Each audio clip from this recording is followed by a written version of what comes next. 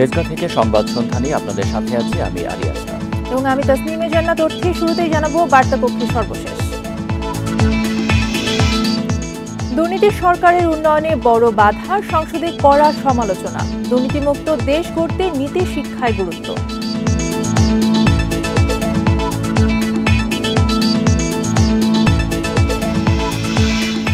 দুদকের মামলা এনবিআর সচিব মাহমুদ ফয়সালের সম্পত্তি ও ব্যাংক হিসাব জব্দের নির্দেশ আদালতের।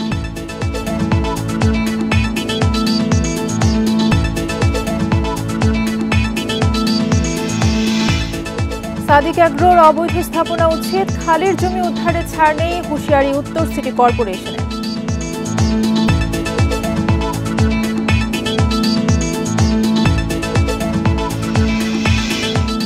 সিলেটে এখনো পানিবন্দী 11 লাখ মানুষ, ছড়াচ্ছে পানিবাহিত রোগ, ক্ষতিগ্রস্ত সড়কে চরম দুর্ভোগ।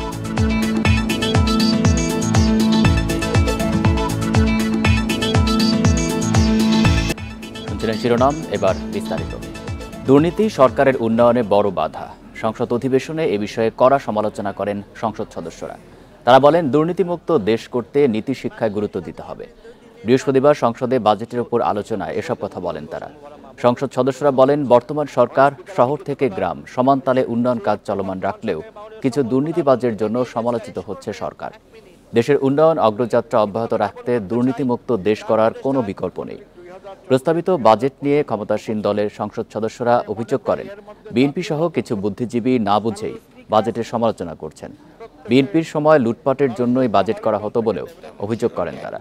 আওয়ামী লীগ সরকার দেশের মানুষের কথা চিন্তা করে কল্যাণমুখী বাজেট দিয়েছে বলেও জানান সংসদ সদস্যরা। 2024-25 অর্থ বছরে মাননীয় সদস্যবৃন্দ, দিনের কার্যসূচি 30 লক্ষ শহীদ এবং 2 লক্ষ। মাননীয় স্পিকার, এই অপ্রতিরোধ্য অগ্রযাত্রা মাননীয় প্রধানমন্ত্রী দেশরত্ন শেখ হাসিনার এই অগ্রযাত্রার পথে সবচেয়ে বড় প্রতিবন্ধকতা হলো সীমাহীন দুর্নীতি। ত্রাণ এবং দুর্যোগ মন্ত্রণালয় থেকে আমি একটা বিশেষ বরাদ্দ পেয়েছি 50 লাখ টাকার। সেই বরাদ্দের অনুকূলে আমি প্রকল্প জমা দিয়েছি, কিন্তু একই সময় ওই একই মন্ত্রণালয় থেকে আমার নির্বাচনী এলাকায় প্রায় 5 কোটি টাকার বিশেষ বরাদ্দ গিয়েছে। কে বা কারা এগুলো চেয়েছে বা কিভাবে দিয়েছে এগুলো কিছুই জানি না। তল্পিবিহীন জুড়িতে আপনি যে কিছুই ডালেন না কেন সেটা থাকে না। আমাদের এনবিআর, দুদক, অ্যান্টি কারাপশন যেগুলো আমাদেরকে নিশ্চয়তা দিবে, যেগুলো আমাদেরকে দেশকে সুরক্ষিত রাখবে, এখানে সরিষার মধ্যে যদি বুথ এসে যায় তাহলে বুথ থামাবেন কি দিয়ে? দেশে দুর্নীতির পরিমাণ আগের চেয়ে যথেষ্ট কমেছে দাবি করে স্থানীয় সরকার মন্ত্রী তাজুল ইসলাম বলেছেন, দুর্নীতিকে প্রশ্রয় না দেওয়ার লক্ষ্য নিয়ে কাজ করতে হবে। দুপুরে সচিবালয়ে এক চুক্তি স্বাক্ষর অনুষ্ঠানে এই কথা বলেন তিনি। মন্ত্রী বলেন, সরকার দুর্নীতিকে প্রশ্রয় দেয় না, দুর্নীতির খোঁজ পেলে কঠোর ব্যবস্থা নেওয়া হচ্ছে। দুর্নীতিকে বরদাস্ত না করার অঙ্গীকার করে তিনি বলেন, দুর্নীতি উন্নয়ন বাধাগ্রস্ত করে। চাকরি অবস্থায় অনেক কর্মকর্তার বিরুদ্ধে দুর্নীতির জন্য ব্যবস্থা নেওয়া হয়। সাদিক অ্যাগ্রোর বিরুদ্ধে এতদিন পরে অভিযান কেন প্রশ্নের জবাবে মন্ত্রী বলেন, যখন যেটা নজরে আসে তখন সে ব্যাপারে ব্যবস্থা নেওয়া হয়। জলাবদ্ধতা প্রসঙ্গে তিনি বলেন, ঢাকায় আগের চেয়ে জলাবদ্ধতা অনেক কমেছে, তবে বিচ্ছিন্নভাবে এখনো কিছু স্থানে জলাবদ্ধতা হয় স্বীকার করেন তিনি।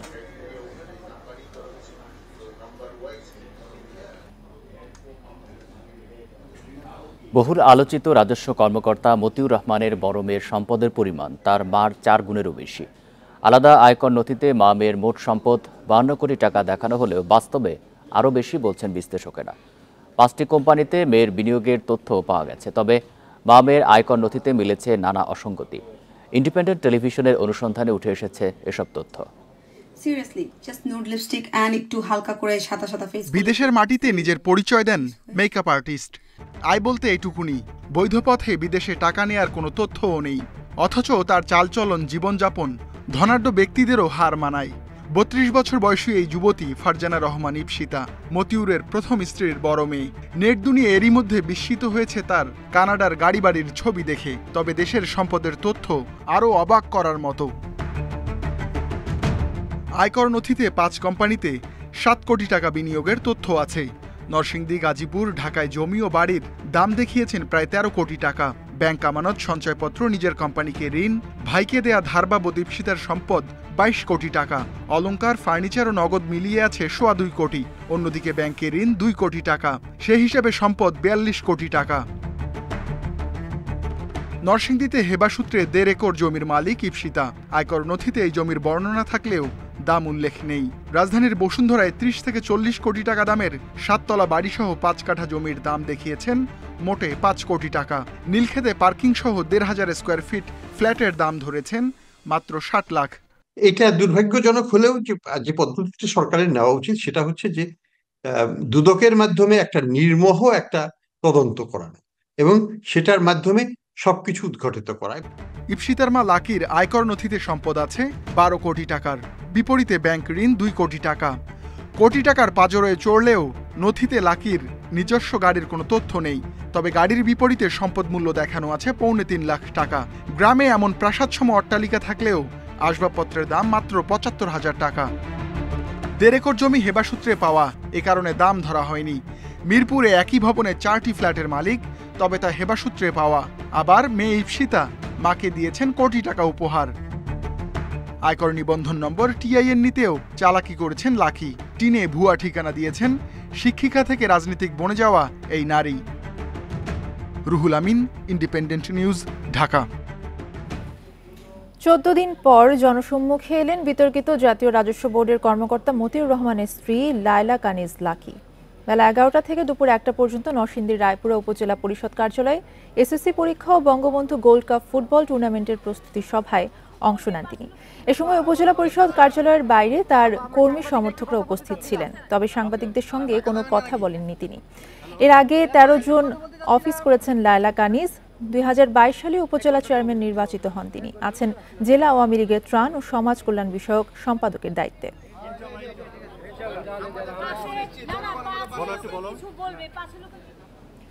জাতীয় রাজস্ব বোর্ড NBR এর প্রথম সচিব কাজী আবু মাহমুদ ফয়সালের সম্পত্তি ও ব্যাংক হিসাব জব্দের নির্দেশ দিয়েছে আদালত। বৃহস্পতিবার মহানগর সিনিয়র স্পেশাল জজ আদালত দুর্নীতি দমন কমিশন দুদককে এই আদেশ দেন। কাজী আবু মাহমুদ ফয়সালের বিরুদ্ধে অভিযোগ, তিনি বদলি বাণিজ্য, আয়করদাতাদের ভয়ভীতি প্রদর্শন করে অর্থ গ্রহণ, অনিয়ম ও দুর্নীতির মাধ্যমে অন্তত 1000 কোটি টাকা আত্মসাৎ সহ অবৈধ সম্পদ অর্জনের সঙ্গে জড়িত। তার বিরুদ্ধে আরও অভিযোগ, সংশ্লিষ্ট ব্যক্তি ও তার সংশ্লিষ্ট ব্যক্তিরা ক্ষমতার অপব্যবহার, বিভিন্ন অনিয়ম ও দুর্নীতির মাধ্যমে সম্পদ অর্জন করেছেন।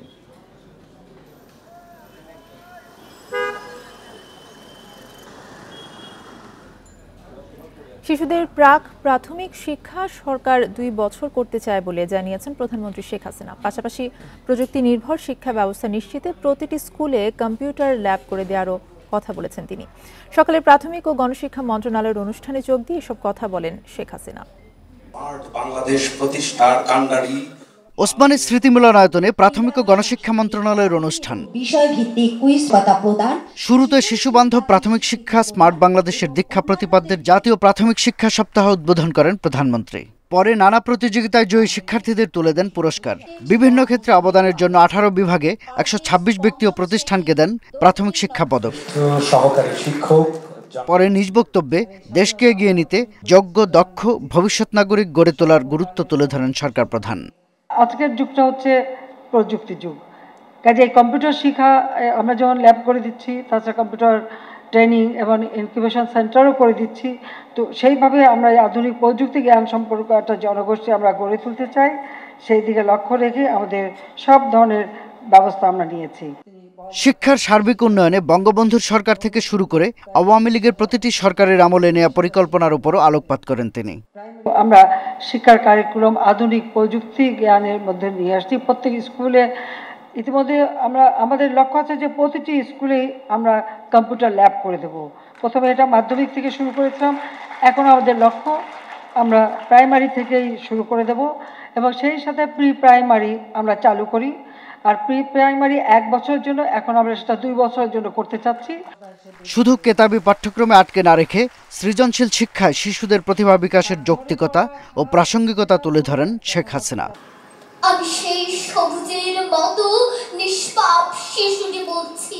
পরে শিশুদের বর্ণিল ও মনোমুগ্ধকর সাংস্কৃতিক পরিবেশনা উপভোগ করেন প্রধানমন্ত্রী।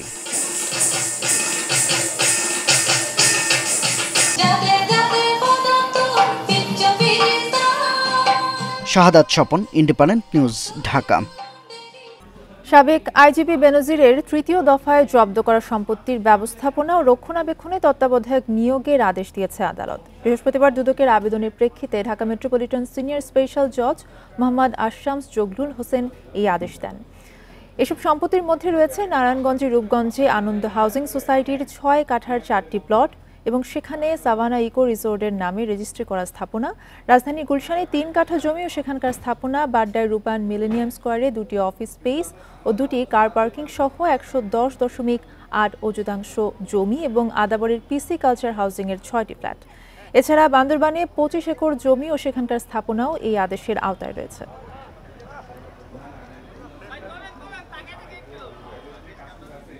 উচ্ছেদ করা হলো মোহাম্মদপুরের সাদিক অ্যাগ্রোর অবৈধ স্থাপনা।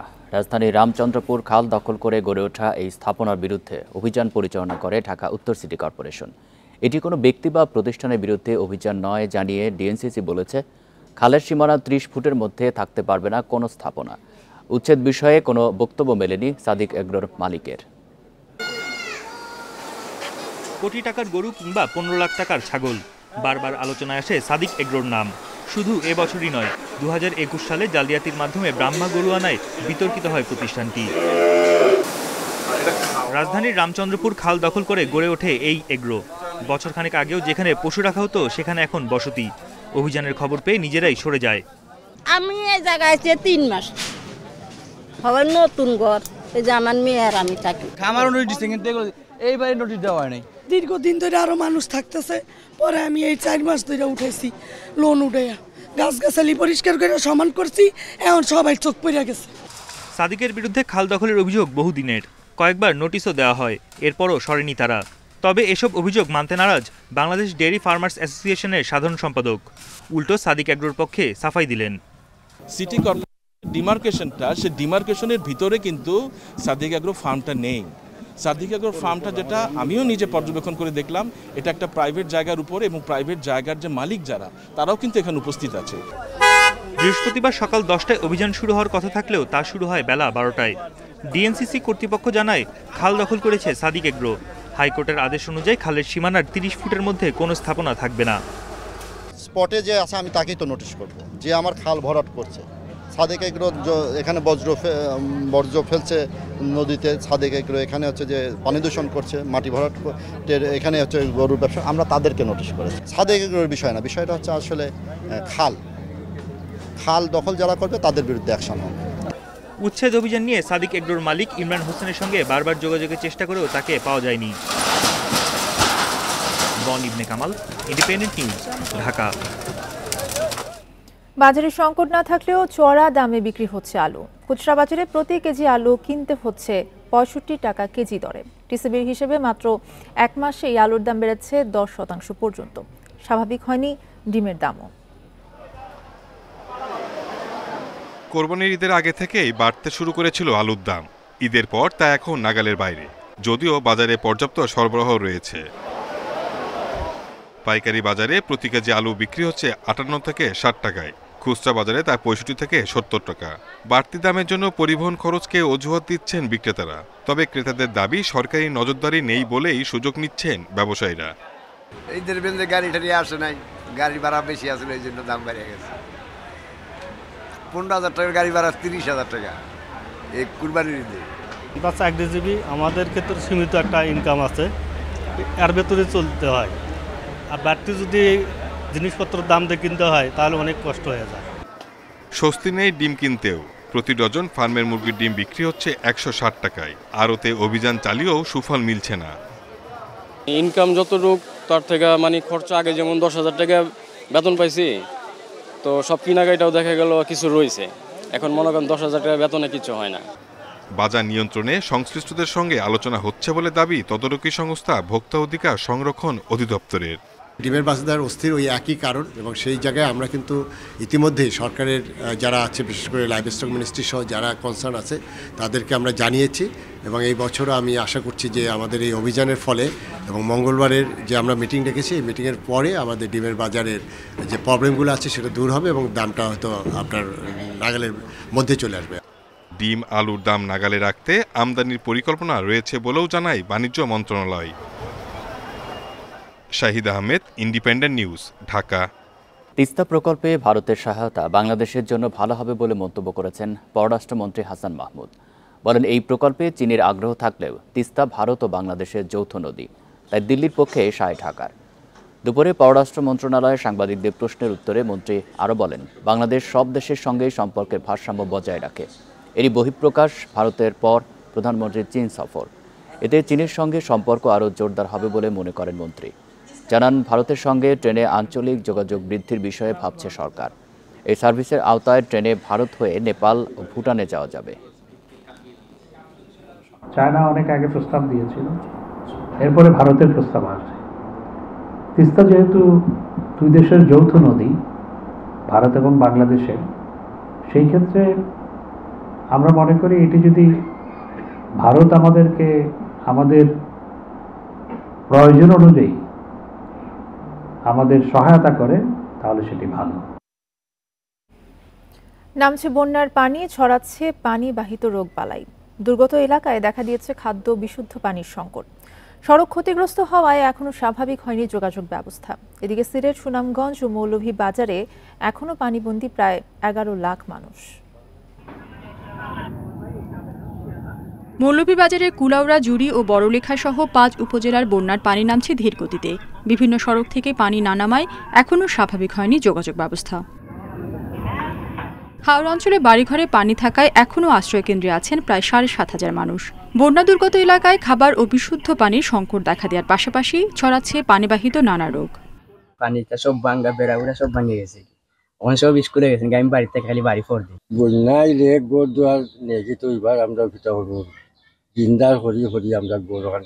বন্যা পরবর্তী পানি যখন শুকিয়ে যায় তখন পানিবাহিত রোগগুলো হয়। এই কারণে আমরা মেডিকেল টিমের সংখ্যা আরো বাড়িয়ে দিয়েছি এবং যে যাদের ওনাদের জন্য বিশেষ করে ব্লিচিং পাউডার, ওরসালাইন, এই জাতীয় যে বিষয়গুলো সেগুলো আমরা সর্বাত্মক আমরা আমাদের মজুত আছে, আমরা তাদেরকে পৌঁছে দিচ্ছি। এদিকে পাহাড়ি ঢল ও বৃষ্টি কমে আসায় সিলেটের সব উপজেলা থেকেই নামতে শুরু করেছে পানি। পরিস্থিতি মোকাবেলায় ত্রাণ সহায়তা, মেডিকেল ক্যাম্প সহ জরুরি সেবা অব্যাহত রেখেছে উপজেলা প্রশাসন। তবে এখনও সিলেট নগরী ও 12টি উপজেলা মিলিয়ে প্রায় 7 লাখ মানুষ বন্যা কবলিত। বিভিন্ন আশ্রয়কেন্দ্রে আছেন 12,000-এর বেশি মানুষ। পানিবাহিত রোগে সবচেয়ে বেশি আক্রান্ত হচ্ছে শিশু ও বয়স্করা। পানি কমছে, আমরা তাও তো আছে, আপনার বারোইলে তো আপনার সব জায়গায় যাওয়া লাগে, খাওয়া দাওয়া করলে বাথরুম করে আপনার যাওয়া লাগে, আপনার আর গা হয়ে গেছে পাও। সুনামগঞ্জে তাহিরপুর, বিশম্ভরপুর, দোয়ারাবাজার, শান্তিগঞ্জ ও ছাতকে অন্তত লক্ষাধিক মানুষ এখনও পানিবন্দী। যোগাযোগ ব্যবস্থা ভেঙে পড়ায় ভোগান্তিতে স্থানীয়রা। রেশমি নন্দী, ইন্ডিপেন্ডেন্ট নিউজ। বস্তুনিষ্ঠ ও নিরপেক্ষ সংবাদে কোনো ছাড় দেবে না ইন্ডিপেন্ডেন্ট টেলিভিশন। এই লক্ষ্যে জেলা প্রতিনিধিদের নানা ধরনের দিক নির্দেশনা দেওয়া হয়েছে। বৃহস্পতিবার রাজধানীর তেজগাঁওয়ে বেক্সিমকো মিডিয়া কমপ্লেক্সে ইন্ডিপেন্ডেন্ট টেলিভিশন কার্যালয়ে অনুষ্ঠিত হয় জেলা প্রতিনিধিদের সম্মেলন। এতে ঢাকা ও ময়মনসিংহ বিভাগের 19 জন প্রতিনিধি অংশ নেন। দিনব্যাপী কর্মসূচিতে টেলিভিশন সাংবাদিকতা ও ডিজিটাল মিডিয়ার কারিগরি নানা বিষয়ে তাদের দিক নির্দেশনা দেওয়া হয়। এ সময় ইন্ডিপেন্ডেন্ট টেলিভিশনের প্রধান সম্পাদক ও প্রধান নির্বাহী কর্মকর্তা এম শামসুর রহমান সংবাদ সংগ্রহ ও প্রচারে বস্তুনিষ্ঠতা ও নিরপেক্ষতার ওপর সর্বোচ্চ সতর্কতার তাগিদ দেন। তৃণমূলের সংবাদ আরও বেশি করে তুলে ধরার আহ্বান জানান তিনি।